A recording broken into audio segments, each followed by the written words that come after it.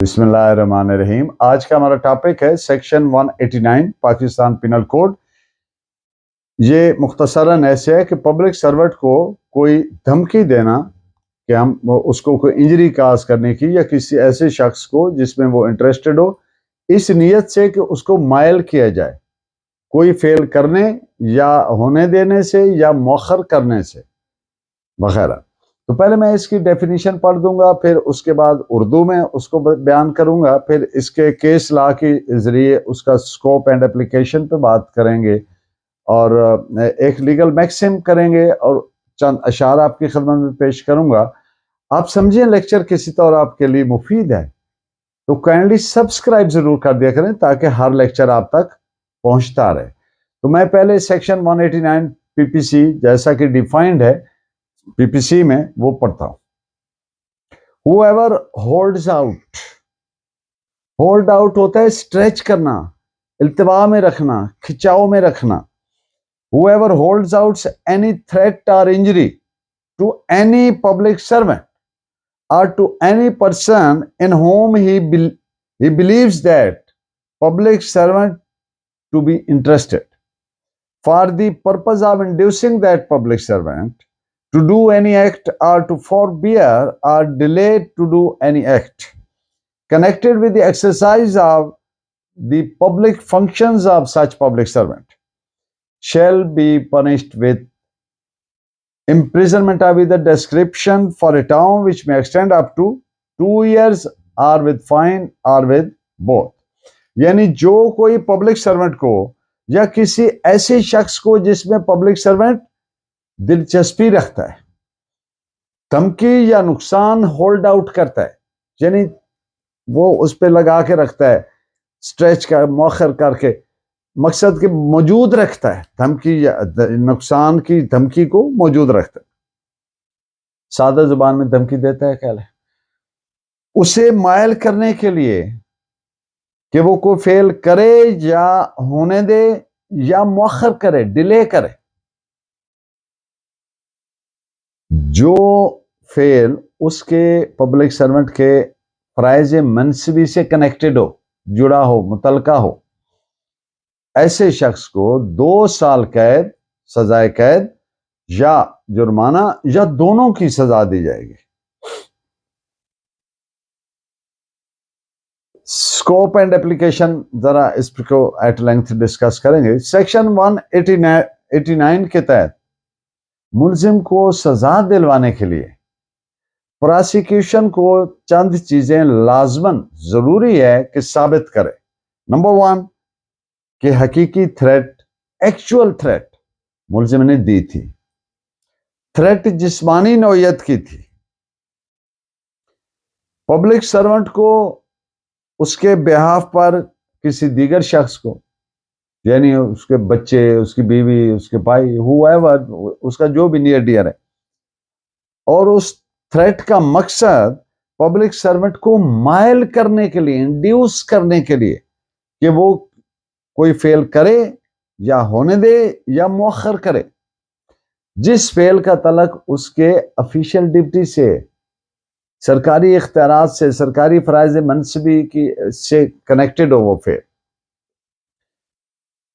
महज धमकी, जो बदमिजाजी, इल टेम्परामेंट या अल्टरकेशन, तलख कलामी, तू मैं के दौरान कोई धमकी, आप जानते हैं ह्यूमन नेचर है, अक्सर वो जब अल्टरकेशन होती है तो इस तरह थ्रेट्स का एक्सचेंज, वो एक रूटीन का है, वो जरूरी नहीं है कि उसके इंग्रेडिएंट्स पे पूरा उतरे जो सेक्शन 189 के लिए प्री रेक्विजिट्स हैं।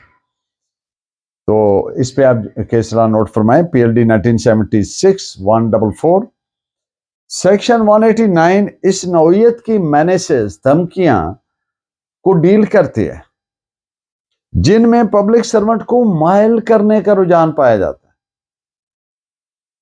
जिनकी वजह से पब्लिक सर्वेंट अपना अमल, एक्शन तब्दील करे, आल्टर करे।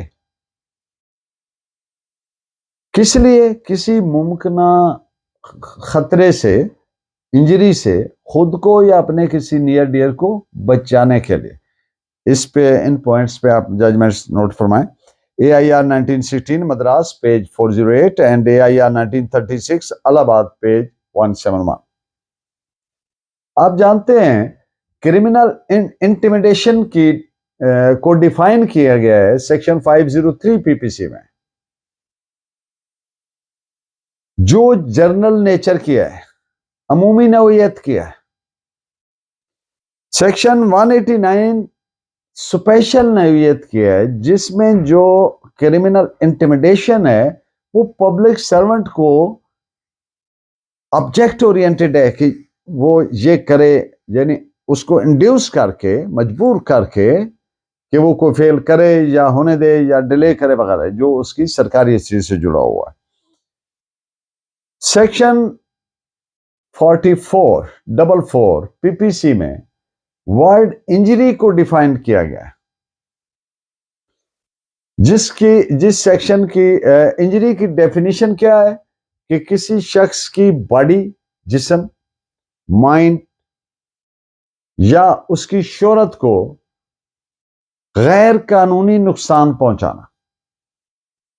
کسی شخص کی باڈی، مائنڈ اور ریپوٹیشن کو انلیگل ہارم پہنچانا انجری کہلاتا ہے، جیسا کہ سیکشن 44 میں ڈیفائنڈ ہے. سیکشن 189 PPC کے سینس میں یہ ایسرٹین کرنے کے لیے، تعین کرنے کے لیے کہ تھریٹ کیا اس نوعیت کی تھی کہ جرم 189 بنتا ہے کہ نہیں بنتا. اس کے لیے اہم ترین ضروری جو چیز ہے وہ یہ ہے کہ اس میں جو ایکچول ورڈز استعمال ہوئے ہیں، تھریٹ دینے کے لیے جو ایکچول ورڈز کا استعمال ہے، ان کو جاننا، سمجھنا، کمپریہینڈ کرنا، غور فکر کرنا ان پہ، پھر وہ پراپر ایک نتیجے کو پہنچ سکتے ہیں کہ آیا یہ اس کے انگریڈینٹس میں آتی ہے کہ نہیں. تو this is reported as 1886 bracket ILR 8 الہ آباد پیج 380.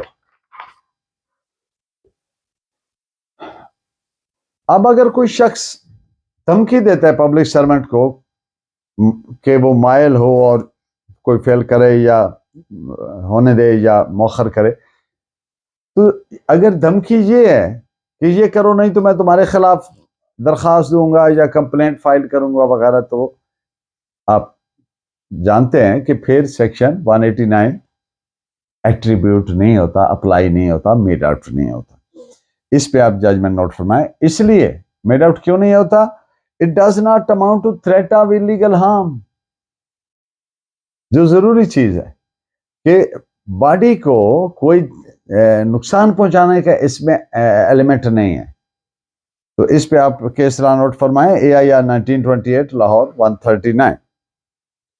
آج کا ہمارا میکسم ہے سبسٹینشل کمپلائنس، ڈاکٹرن آف سبسٹینشل کمپلائنس. جب تعمیل میں کوئی پروسیجرل فالٹ ہو جاتا ہے، فلا ہو جاتا ہے، لیکونا ہو جاتا ہے، جس فالٹ کا جو ڈسپیوٹ ہے ان ایشو، اس پر کوئی ایڈورس افیکٹ نہیں پڑتا، اور آبجیکٹ جو ہے کمپلائنس کا وہ پورا ہو جاتا ہے. تو عدالت نے قانونی پروویژن کے آبجیکٹ، پرپز اور انٹینٹ کو دیکھنا ہے کہ وہ پوری ہو گئی ہے، کمپلائنس ہو گئی ہے. اور جو فارمل قسم کا فالٹ ہے، کوئی پروسیجرل فالٹ ہے، کوئی چھوٹی موٹی ایسی اس طرح کا ہو گئی ہے بے ضابطگی، ریگولیرٹی، تو وہ پھر کسی اہمیت کی حامل نہیں کہتی. دس از کالڈ ڈاکٹرن آف سبسٹینشل کمپلائنس.